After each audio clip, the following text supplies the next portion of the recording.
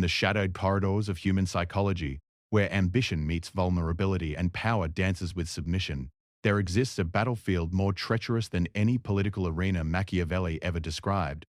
This battlefield exists within the intimate spaces of human relationships, where the ancient principles of the prince find their most sophisticated expression in the delicate art of psychological dominance and the profound journey of masculine transformation. The astute observer of human nature understands that true power operates not through crude force or obvious manipulation, but through the subtle orchestration of psychological states.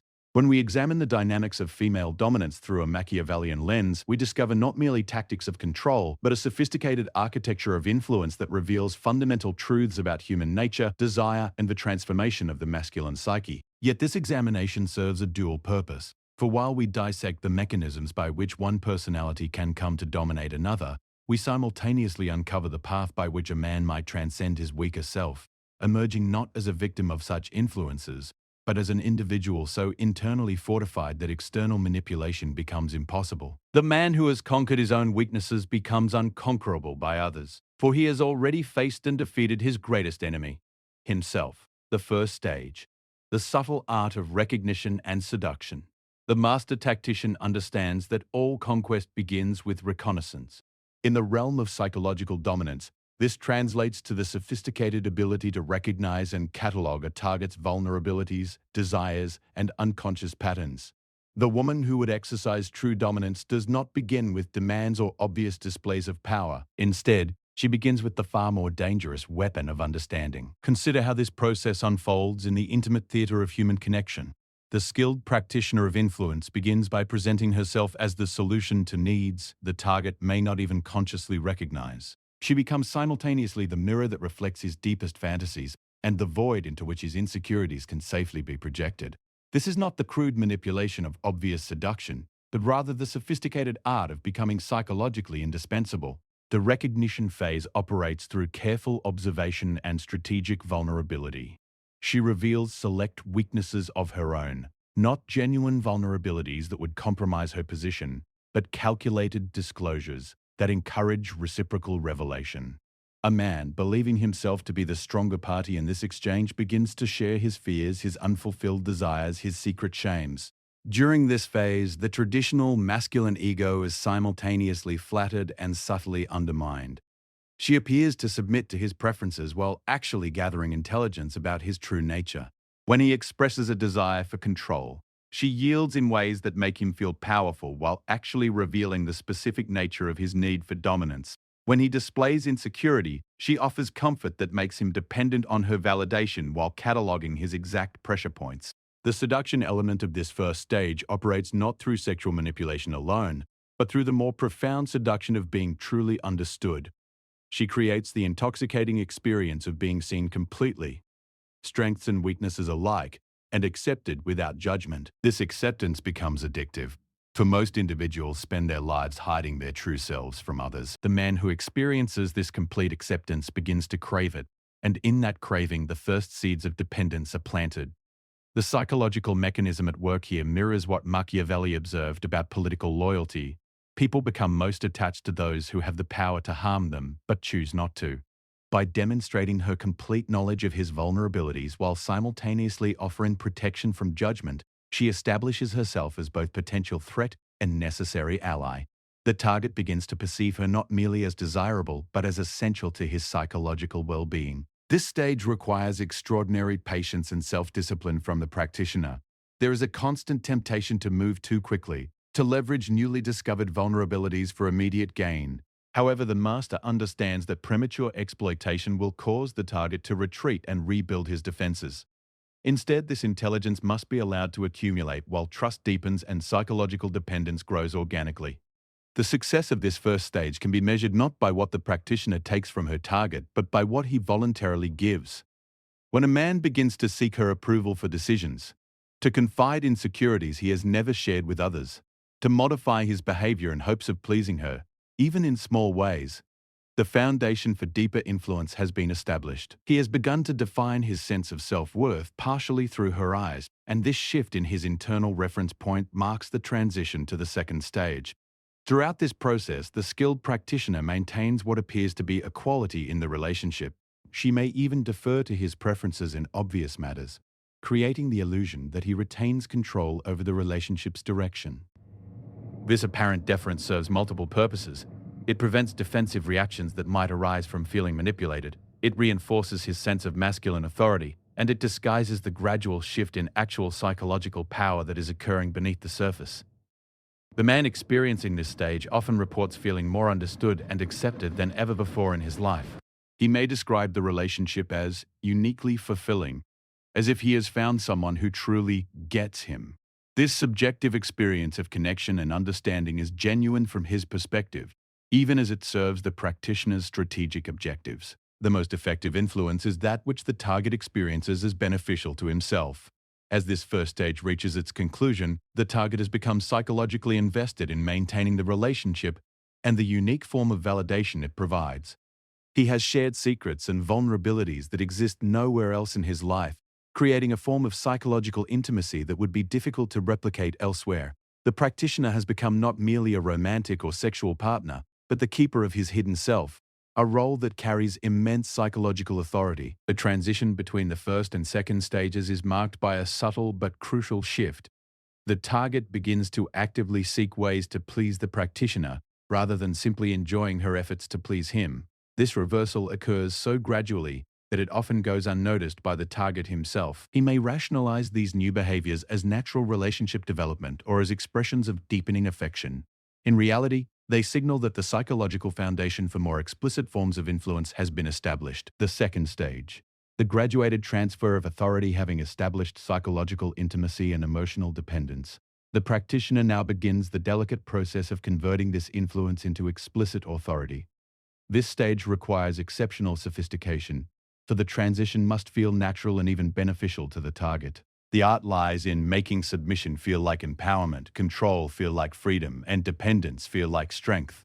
The master tactician understands that direct challenges to masculine authority will trigger defensive responses that could undermine months of careful positioning. Instead, she employs what might be called collaborative conquest, a process by which the target actively participates in the erosion of his own autonomy while experiencing this participation as personal growth or relationship deepening. This stage often begins with requests for his opinion or guidance on matters within her domain. She might ask for his advice on career decisions, personal choices, or life directions. However, these consultations serve multiple purposes beyond their apparent function. First, they reinforce his sense of masculine authority and wisdom. Second, they create precedent for mutual consultation on important matters. Third, they establish the principle that significant decisions should be made collaboratively rather than independently. As this pattern becomes established, the nature of the consultations gradually shifts. She begins to seek his input on matters that affect him directly, framing this as respect for his autonomy rather than an expansion of her influence. She might ask whether he prefers certain social activities, career directions, or lifestyle choices. Initially, these appear to be genuine attempts to accommodate his preferences. However, the psychological effect is to establish her as the gatekeeper of choice itself. The genius of this approach lies in its apparent reasonableness. The target experiences these consultations as evidence of her consideration for his feelings and desires. He may even feel proud of being with someone so thoughtful and inclusive in her decision-making process. Yet with each consultation, the implicit message is reinforced. She is the one who decides when choices are offered and what options are available. Simultaneously, the practitioner begins to demonstrate superior judgment in areas where the target has shown weakness or uncertainty. If he struggles with financial decisions, she gradually takes over management of shared resources while framing this as temporary assistance. If he has difficulty with social situations, she begins making social plans and managing their shared calendar. If he shows uncertainty about career directions, she becomes his primary advisor and sounding board. These gradual assumption of responsibilities are always presented as help rather than control. She is not taking over these areas because she desires power, but because she cares about him and wants to relieve him of burdens or help him succeed. The target often experiences genuine gratitude for this assistance, particularly if it addresses real weaknesses or anxieties in his life. The psychological mechanism at work here is the gradual redefinition of his role from independent actor to collaborative partner, and eventually to dependent participant in a relationship where she holds ultimate authority. This transition is facilitated by the relief that many individuals feel when freed from the burden of constant decision-making. particularly in areas where they feel inadequate or uncertain. As this second stage progresses, more explicit elements of control begin to emerge. She may begin to express preferences about his appearance, his friendships, his career choices, or his personal habits. However, these preferences are initially presented as suggestions motivated by care for his well-being or success. She wants him to dress better because he deserves to look his best. She has concerns about certain friends because she has noticed they don't treat him with proper respect. She suggests career changes because she sees potential in him that he may not recognize himself. The target's response to these suggestions becomes a crucial test of the foundation established in the first stage. If the groundwork has been properly laid, he will find himself genuinely considering her input and often implementing her suggestions. He may even discover that her recommendations improve his life in measurable ways, further reinforcing her authority and his dependence on her judgment. The most sophisticated practitioners understand that resistance during this stage should not be crushed but rather redirected. When the target pushes back against a suggestion or asserts his independence, she neither argues nor retreats. Instead, she acknowledges his autonomy while subtly questioning the wisdom of his choice.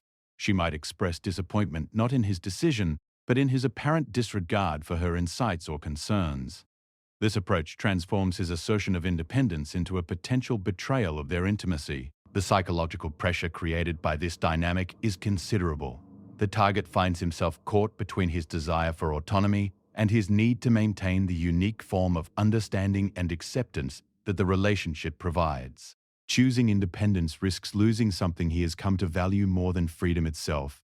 Choosing compliance maintains the relationship, but at the cost of gradually surrendering his self-determination. During this stage, the target may experience periods of confusion or ambivalence about the relationship's direction. He may sense that something fundamental is changing, but struggle to identify exactly what or why. These feelings are often dismissed or rationalized away, particularly if the relationship continues to provide emotional satisfaction and the changes seem to improve his life circumstances. The practitioner carefully monitors these reactions, adjusting her approach based on his responses. If he shows signs of excessive resistance, she may temporarily retreat, allowing him to reassert some independence while maintaining the underlying structure of influence. If he shows signs of ready acceptance, she may accelerate the process, introducing more explicit forms of control and authority. The culmination of this second stage is reached when the target has become accustomed to seeking her approval or input before making significant decisions. This may happen so gradually that neither party fully recognizes the transformation until it is complete. The target may continue to believe that he makes his own choices, even as those choices are increasingly influenced by her preferences, priorities, and standards. At this point, the foundation for explicit dominance has been established. The target has learned to value her judgment above his own in many areas, to seek her approval as a prerequisite for self-satisfaction, and to experience her control as care rather than manipulation. The transition to the third stage becomes not a dramatic escalation, but a natural progression in a relationship where the power dynamics have already been fundamentally altered. The third stage, the establishment of absolute psychological authority. The final stage in this process represents the complete inversion of traditional power dynamics, where the dominated party not only accepts but actively maintains and protects the structure of his own subordination. This stage transcends mere behavioral compliance to achieve something far more profound: the reconstruction of the target's identity around his submission to the practitioner's authority. By this point, the careful work of the previous stages has created a psychological architecture in which resistance feels not like freedom, but like self-destruction. The target has become so psychologically integrated with the practitioner's desires and standards that opposing them requires opposing aspects of himself. His sense of self-worth, his daily routines, his future aspirations, and his very identity have all become intertwined with her approval and guidance. The establishment of absolute authority begins with the formalization of dynamics that have been developing organically. Arrangements that were once presented as temporary assistance or collaborative decision-making become permanent fixtures of the relationship. The practitioner stops asking for input on decisions that affect the target, not out of disrespect, but because the presumption of her authority has become so thoroughly established that consultation seems unnecessary. This formalization often occurs through seemingly minor incidents that establish precedent. Perhaps the target expresses a desire for something that conflicts with her preferences or plans. Rather than negotiating or compromising, she simply indicates that his desire is not acceptable or practical. If the groundwork has been properly established, He will find himself accepting this verdict not with resentment, but with something approaching relief. The burden of constantly advocating for his own interests has been lifted. She will determine what is best for both of them. The psychological mechanism that makes this acceptance possible is the target's complete trust in her judgment, combined with his learned helplessness in making decisions independently. Over the course of the previous stages, he has received consistent evidence that her choices lead to better outcomes than his own. Her management of their finances has improved their economic situation. Her social planning has enhanced their relationships with others. Her career advice has advanced his professional standing. Her guidance on personal matters has increased his confidence and effectiveness. This track record creates a logical foundation for expanded authority. If she has proven superior judgment in these areas, why should she not have authority over other aspects of his life? The target may find himself genuinely grateful to be relieved of the responsibility for decisions he has learned to doubt his ability to make well. During this stage, the practitioner begins to reshape not just the target's behavior, but his fundamental self-concept. She helps him understand himself in ways that align with her vision of who he should be. She identifies strengths he should develop and weaknesses he should accept. She clarifies which of his desires are worthy of pursuit and which represent self-destructive impulses that should be suppressed. This reconstruction of identity is perhaps the most sophisticated aspect of the entire process. Rather than simply imposing her will upon an unwilling subject, she helps him discover that his authentic self is actually the version of himself that exists in harmony with her authority. His previous independence and self-determination are reframed not as expressions of strength, but as manifestations of immaturity, confusion, or self-destructive tendencies. The target begins to experience his submission not as a loss of self, but as the discovery of his true self. He may feel more confident, more purposeful, and more satisfied with his life than ever before. This is not entirely an illusion. Under skilled guidance, many individuals do achieve greater success and satisfaction than they would independently. However, this improvement comes at the cost of psychological autonomy and self-determination. The establishment of absolute authority also involves the creation of consequences for resistance that go beyond simple disapproval. The practitioner has become so central to the target's emotional and practical life that her withdrawal of support or affection creates genuine crisis. The threat of losing her guidance and approval becomes more frightening than the prospect of complete submission to her will. These consequences need not be explicitly threatened.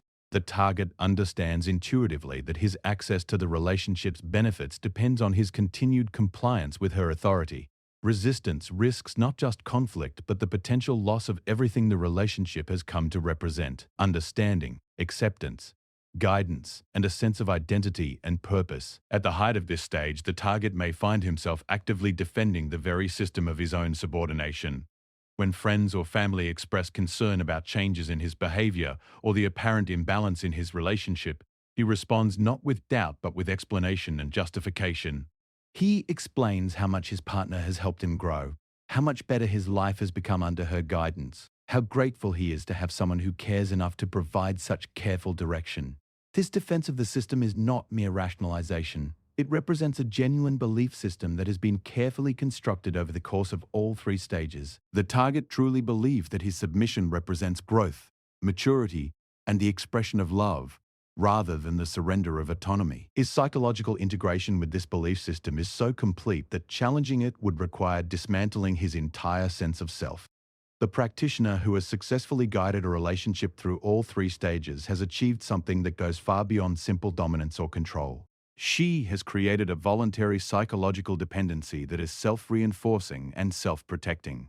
The target not only complies with her authority but actively works to maintain and strengthen it, because he has come to understand it as beneficial to his own well-being and development. This final stage reveals the ultimate sophistication of influence, the creation of consent that is not just given but enthusiastically maintained. The target experiences his submission as choice, his dependence as strength, and his surrender of autonomy as personal growth. He has become not a victim of manipulation, but a willing participant in his own psychological transformation. The establishment of absolute authority represents the complete success of the Machiavellian approach to psychological influence. Every principle that Machiavelli articulated about political power finds its perfect expression in this intimate arena.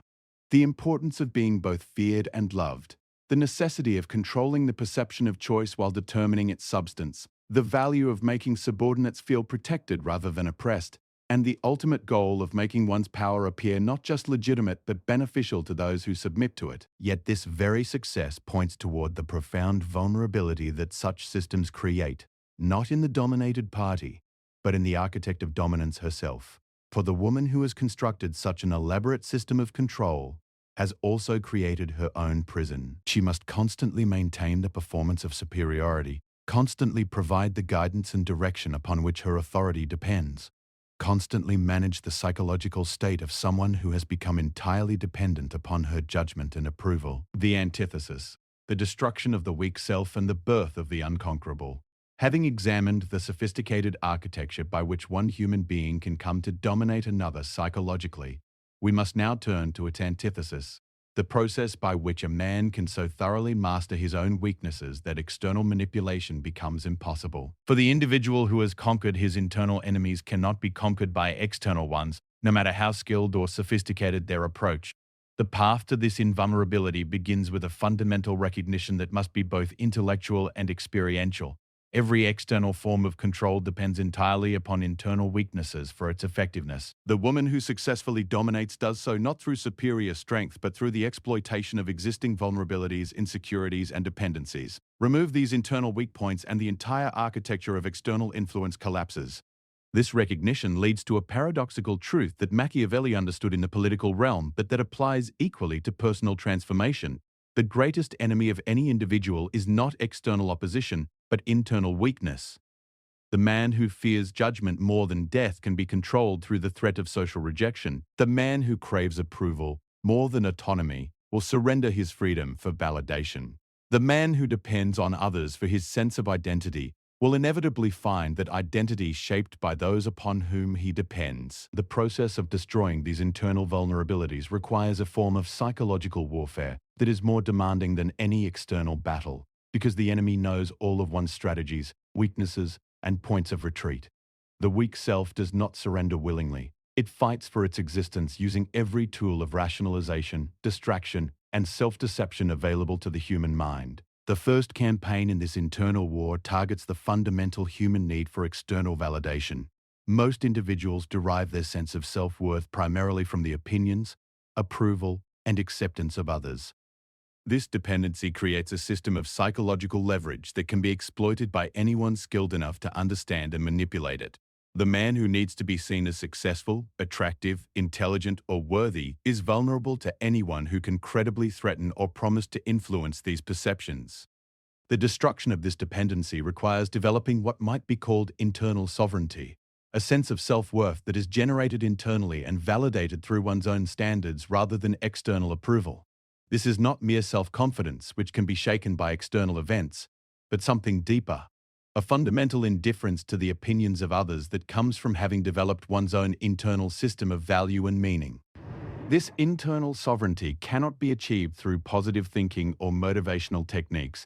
It requires the far more difficult process of honestly examining and accepting every aspect of oneself that currently depends on external validation. The man must identify each area where he modifies his behavior, suppresses his authentic preferences, or compromises his values in order to gain approval or avoid disapproval. The process is initially destabilizing because it requires temporarily abandoning the external validation that has been providing psychological stability. The individual must learn to tolerate the anxiety and uncertainty that comes from standing entirely alone in his own judgment, even when that judgment contradicts social norms, relationship expectations, or the desires of people he cares about. The second campaign targets emotional dependency, the tendency to require certain emotional states or experiences from others in order to feel complete or satisfied.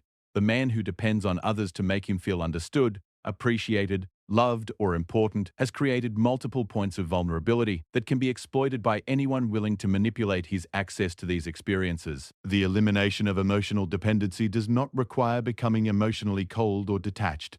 Rather, it requires developing the capacity to generate internally the emotional experiences that were previously dependent on external sources. This means learning to provide oneself with understanding, appreciation, affection, and recognition, rather than requiring these from others. This internal emotional sovereignty transforms the entire dynamic of human relationships. When an individual no longer needs particular emotional experiences from others, He becomes free to appreciate whatever is genuinely offered without becoming dependent on its continuation. He can enjoy intimacy without fear of its loss, accept appreciation without requiring its constant renewal, and engage in relationships from a position of abundance rather than need. The third campaign addresses the deepest and most subtle form of internal weakness: identity dependency. Most individuals construct their sense of identity largely through their roles, relationships, and social positions. They understand themselves as someone's partner, someone's employee, a member of particular groups, a holder of certain positions, or a person with specific achievements. This externally constructed identity creates profound vulnerability because it can be threatened or destroyed by changes in external circumstances. The man whose identity depends on his career can be controlled through threats to his professional standing. The man whose identity depends on his relationship can be controlled through threats to that relationship's stability. The man whose identity depends on his social status can be controlled through threats to his reputation or position. The destruction of identity dependency requires constructing a sense of self that exists independently of external circumstances. This core identity must be based on internal characteristics that cannot be taken away: one's capacity for growth, one's commitment to principles, one's ability to adapt and overcome challenges, one's fundamental humanity. This identity exists regardless of job status, relationship status, social position, or external achievements. This process of internal identity construction is perhaps the most challenging aspect of self-transformation, because it requires abandoning familiar and comfortable ways of understanding oneself. The individual must learn to derive meaning and purpose from internal sources rather than external recognition or role fulfillment. The fourth campaign targets the various forms of psychological comfort-seeking that create vulnerability to manipulation. Most individuals organize their lives around avoiding discomfort, uncertainty, and challenge. This avoidance creates dependencies on anything or anyone that promises to provide comfort, security, or certainty. The man who cannot tolerate uncertainty can be controlled by anyone who offers the illusion of predictability. The man who cannot tolerate discomfort can be controlled by anyone who promises ease or pleasure. The elimination of these comfort dependencies requires deliberately developing tolerance for discomfort, uncertainty, and challenge. This is not mere stoicism or emotional suppression, but the cultivation of genuine equanimity in the face of difficult experiences. The individual learns not to avoid or resist uncomfortable experiences, but to meet them with curiosity and acceptance. This tolerance for discomfort creates profound psychological freedom, because it eliminates most of the leverage that others might use for manipulation. The man who is comfortable with uncertainty cannot be controlled through fear of the unknown. The man who is comfortable with discomfort cannot be controlled through promises of ease or pleasure. The man who is comfortable with challenge cannot be controlled through threats of difficulty or conflict. The fifth and final campaign addresses the deepest source of internal weakness: the unconscious belief that one is somehow incomplete or insufficient as one naturally exists. This belief, usually formed in childhood and reinforced through various social messages, creates a constant sense of inadequacy that drives most of the other vulnerabilities we have discussed. The individual who believes himself to be fundamentally insufficient will naturally seek completion through external sources: other people's approval, achievements, relationships, possessions, or experiences. This seeking creates endless opportunities for manipulation by anyone who promises to provide what is lacking or threatens to withhold what is needed. The destruction of this foundational inadequacy requires not positive thinking or self-affirmation, but a profound recognition of one's inherent completeness and sufficiency. This recognition usually comes through direct experience rather than intellectual understanding. The individual must experience himself as complete and sufficient in his natural state before any external additions or modifications. This experience of inherent completeness eliminates the fundamental drive that makes manipulation possible. The man who experiences himself as already complete has no need for others to provide anything essential. He can appreciate what others offer without depending on it, enjoy relationships without requiring them, and pursue goals without his sense of self-worth depending on their achievement. The individual who has successfully waged these 5 internal campaigns emerges with what can only be described as psychological invulnerability to manipulation, not because he has become hard or cold, but because he has eliminated the internal weaknesses upon which manipulation depends. He has become internally sovereign, emotionally self-sufficient, identity independent, comfort tolerant, and inherently complete. This transformation creates a paradoxical result. By becoming completely independent of others' approval, affection, or support, the individual often becomes more attractive to others. His internal sovereignty creates a magnetic quality that draws others toward him. His emotional self-sufficiency allows him to engage in relationships with genuine generosity rather than hidden neediness. His identity independence allows him to be authentically himself in all situations. Most importantly, his elimination of internal weaknesses makes him absolutely immune to the sophisticated forms of psychological manipulation we examined in the first 3 stages. The techniques that could successfully dominate most individuals simply have no purchase on someone who has destroyed his weak self. The recognition phase fails because he requires no external validation or approval. The seduction phase fails because he needs no external completion or understanding. The authority transfer phase fails because he is internally sovereign and needs no external guidance or direction. The absolute dominance phase fails because there are no internal dependencies that can be leveraged for control. Such an individual becomes not just unconquerable but dangerous to would-be manipulators, because his very presence exposes the artificial nature of the systems they create. His natural authenticity makes others' performances obvious by contrast. His internal sovereignty makes others' dependencies apparent. His emotional self-sufficiency makes others' neediness visible.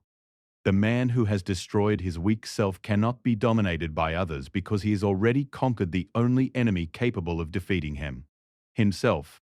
In doing so, he achieves not just invulnerability but a profound form of freedom that is invisible to those who have not undertaken the same internal campaign.